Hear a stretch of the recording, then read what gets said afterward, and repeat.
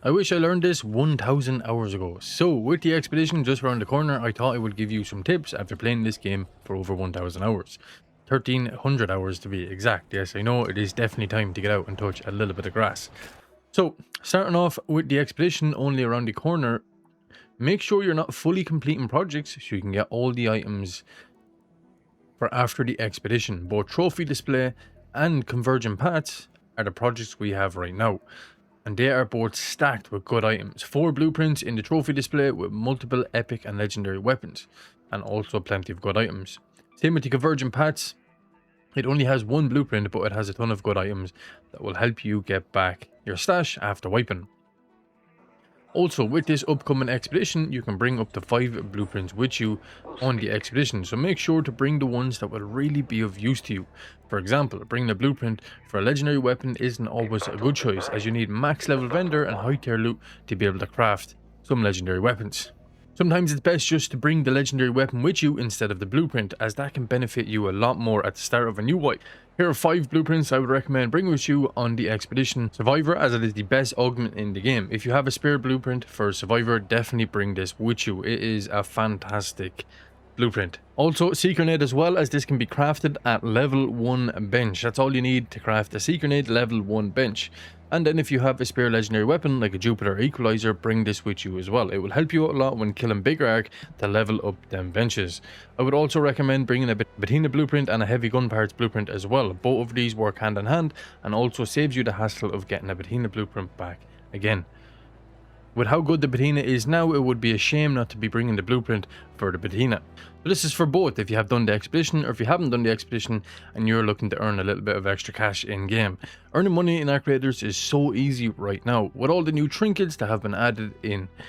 If you do a Bird City run and go throughout the buildings on Buried City as well while looting the chimneys, you can easily come out with over 200k worth of loot. You do these 4 runs and you're almost getting 1 million worth of loot. When the Bird City event is on, you'll have an hour to get as much runs in as possible. I like to stay in for like 20-25 minutes, try loot up as much chimneys and locations as I can, and easily you're coming out with 200k worth of loot. Some of the best events for earning cash are the Locked Gate on Blue Gate is insanely good, as you have 40 minutes to loot and kill Ark, getting as much items as you can. You can build up a serious amount of loot. And we also have the bunker event on Spaceport that has a timer of 40 minutes as well. You can farm bastions and bombardiers on this map while you wait for them to spawn. After each time you kill them, you can be looting up buildings as well. The spawner for them is between 5 to 8 minutes. When you take down the 2 of them, loot them, get all the cores from them, and then go and loot up the surrounding buildings. This run is also insanely good for XP, so you'll be getting the best of both worlds here. If you are uncertain on locations, make sure to go and check out some of my loot runs on my channel. I've covered a wide variety of loot runs on every single map. Knowing loot locations will make doing each expedition very easy, as one of the worst things about doing an expedition is getting all your benches back up to max level. Trying to find them rusty gears and get Scrappy all of his fruit can seem like such a hassle in the moment. But if you know some of the spots to get these items, it will make your life so much easier. And I'm going to show you some of the best spots to get some of these annoying items to find that you need to level up benches or get Scrappy to max level. Starting off with the Rusted Gears, Dam Battleground has a fantastic location for getting Rusted Gears. All you need to do is go to the controlled access zone and loot up all the breachable containers. Also, if you have a key for this location for the controlled access zone, make sure to bring it with you, as there will be a good chance of getting Rusted Gears in this room as well. Once you've looted up control access zone, you need to make your way back towards the generator hall over towards the extraction. Loot up all the buses in this area as well, and you will also have a good spot of pulling out Rusted Gears. So for the mushrooms with Scrappy, go on to Riventides, loot up the dried riverbed, get all these mushrooms easily, and it will take about 2 runs to get all of them. Also, in the kitchen area on Stella Montes, there is a fruit basket that will help you get a good variety of fruit for Scrappy. A couple of runs to this location and you'll have him at max level. For the refiner max level, you need to find motors. These can be a little bit annoying to find at times, but I have a good location on Dam Battleground. Coming from the primary facility, making your way down towards the water treatment control, you're going to check all the chairs in the water treatment control area. Sometimes there can be 3 to 4 spawns of motors just sitting here on these chairs. Another thing you're going to need is severe vaults, and to get these you're going to want to be going to close scrutiny event, as this event has the highest amount of severes. If there's any other item you struggle to find when leveling Scrappy or your benches, comment down below and I will give you the best location to get these items. So moving on to movement and healing tips, I'm going to show you a good few tips here to help you out in case you're a new player or you just haven't seen any of these yet. So let's start with the basics. So something as simple as rolling once you hit the floor can actually block fall damage. If you fully deplete your stamina and roll off an edge, you can also block fall damage as well. A pulse mine grenade can also be used to block fall damage. If you shoot it just before you jump off a ledge, you will get stuck in an animation that allows you to not take any fall damage. So the last thing you want if you're chasing a player or you're about to get into a little bit of combat is to be getting stuck in this slow mantle. As you can see, slow mantle, I'm very slow getting up there. You can actually get the quick mantle animation. What you want to do is time the jump so you get the quick mantle like that and you can go straight up, instead of getting stuck in this animation process like so. So if you are a heavy shield enjoyer, make sure that you are using your green uncommon shield recharger first and then pop your surge shield recharger after. So let's pop the normal one first, and as this is regenerating we can get popping our bigger one here. By the time we get this fully off, we are going to be fully healed in our shields. So you can actually do something similar here to the shields as well, where you instant heal. I actually don't have it on me, but if you pop a herbal bandage first, that will heal over time. While the herbal bandage is healing, you pop a Vita shot as well and it will instant heal you, similar to how I done it with the heavy shield, doing the shield recharger first and then the surge after. Also make sure that if you are running the Hurricane raid that you are bringing surge shield rechargers. It's the only shield recharger that will actually properly fully recharge your shields in the Hurricane storms. Don't forget you can also use mushrooms to fully heal you for 15 health per time, and you can use multiple of these in a row to instantly heal you. Also when using the power descender you can actually traverse the map really quick on the Hurricane raid. Now if you take this thing out on a Hurricane raid and you run with the wind and use the power descender at the same time, you actually can get a little bit of a speed boost. Also, if you combine the power descender with a couple of zip lines, you can cover some great distance very, very quickly.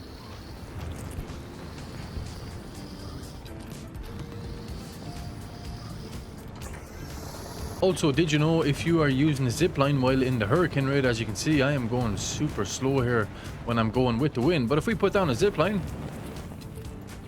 let's run into this one, putting down a zipline, it just cancels out the wind. So one last healing tip here before we hop into the next section of the video. When you are using the Vita spray, make sure that you are not using it wrong. So a lot of people, when they're using the Vita spray, they would just fully click it down like so. Now what this does when you do that is it depletes the Vita spray very, very quick. As you can see, we've already used 30% there. So it's basically every 10% of your health, the Vita spray will go down 10% as well. But did you know there's actually a little trick to avoid losing as much of the durability on the Vita spray, and I'm going to show you how to do it right now. So what you need to do is when using the Vita spray, make sure you're just tapping it like so. You will use way less durability when you're tapping it like this. We were half health there and we went down at 30%, as when we dropped off here we were only 30% health down and we use way more durability. So make sure you're just tapping the Vita spray when using it. So in Arc Raiders there is a good few different items in the game, but knowing what ones are best is going to be essential when you are topside. So for me, a snap hook is S tier. This thing is so good when you're fighting against Arc, or if you're trying to get up into a higher position to get away from Arc, or if you're trying to get into a better position to get into a little bit of PvP. The snap hook is absolutely essential on your journeys topside. It is so good. Without the snap hook, we actually would struggle to get up on top of the queen, to plant deadlines, or to do damage to the queen's core from that direction. You'd also struggle to get up on top of rocketeers and also arc vaporizers. The snap hook is one of the best pieces of equipment in the game. It is legendary for a reason, and it's so easily got. The blueprint for this can be found throughout electromagnetic raids. So not only can the snap hook be used to get you to greater heights, it can also be used to get down from greater heights. And up next we have the Barricade Kit. The Barricade Kit is single-handedly one of the best pieces of equipment in the game. Not only can this thing block deadline shots, it can also block the attack coming from the Arc Turbine. That's how insane this thing is. You can get into secret locked rooms with this thing. You can get up onto ledges that you usually can't get to. It is absolutely incredible. It really is a top tier piece of equipment, and it is only ranked as a common item. So before we end this video, I'm going to give you 5 of the best looting locations that without a doubt I will go to when playing on that map. So the first location we're going to take a look at is indeed here on Buried City. Now, I am a little bit away from it and it is already 6 minutes gone into the raid, but one of the best locations on this map is actually the Plaza Rosa building right here. Getting in and looting this building, you really want to spawn close to it, but it definitely is one of those buildings that you don't want to be running by. You can pull out some fantastic loot by just looting up this building. There's a very good chance of getting some epic and legendary items in here. I always pull out either a kinetic converter or an anvil splitter. Let's just make our way over here so I can show you the exact building just for those who don't know. So 100% if you get to spawn near enough to this building here in Plaza Rosa, the Pharmacia one, we're going to be making our way into this one now. It's 100% going to be looted. You really do need to get a spawn close enough to it. Everybody knows about this, but I'm just giving you 5 of my favorite loot spots that I always come to when I load in on these maps if I do get a close enough spawn. As you can see, it's already been looted. But you really want to be looting up through all these containers. You're going to pull out some really, really good loot in here. It has some fantastic loot.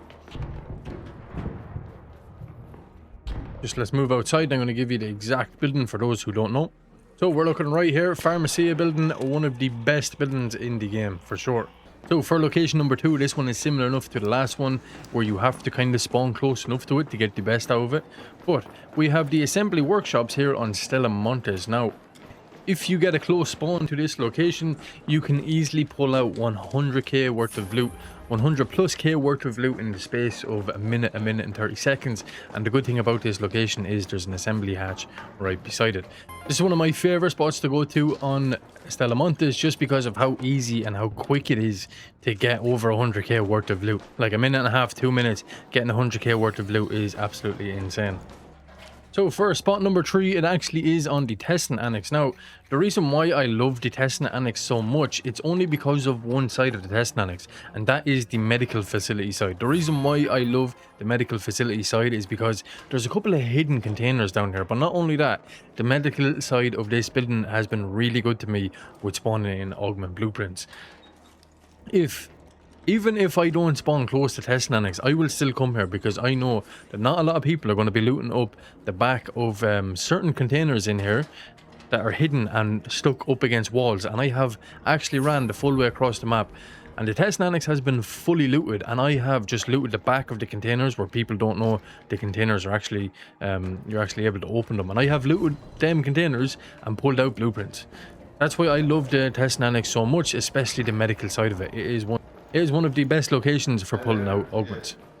On to the 4th location. It's actually located on Blue Gate. Now, a lot of people actually skip out on this location, and if you get the Locked Gate event as well on Blue Gate and you loot up the village, just the whole village area itself is just such a fantastic loot spot, especially during the Locked Gate. It has been so good to me. I have come out with I've done runs in the village where I've come out with 8 blueprints and 160, 150k worth of loot, which is absolutely insane. Especially on the Locked Gate event, the village is a very, very underrated spot to go to. And up next, we're actually back on Dam Battlegrounds and we have the Research and Admin building. This building is absolutely fantastic. I love coming here during the electromagnetic storm, as this is where I'm going to be guaranteed to pull out my Snap Hub blueprint without a doubt. But not only that, it is similar to the village as well. You're going to be pulling out 5 to 6 blueprints when you're doing a run in here. You can easily pull out well over 100k worth of loot.